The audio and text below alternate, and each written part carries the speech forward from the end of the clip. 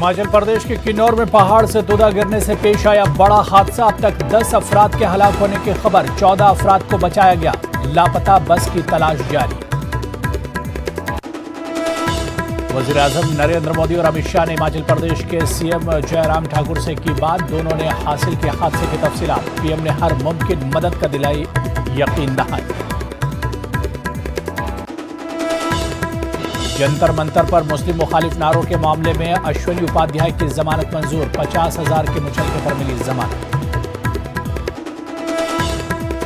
लोकसभा की कार्रवाई गैर मुअय्यना मुद्दत के लिए मुलतवी। स्पीकर ओम बिरला का बयान। कहा महज 22% ही चल सका पार्लियामेंट।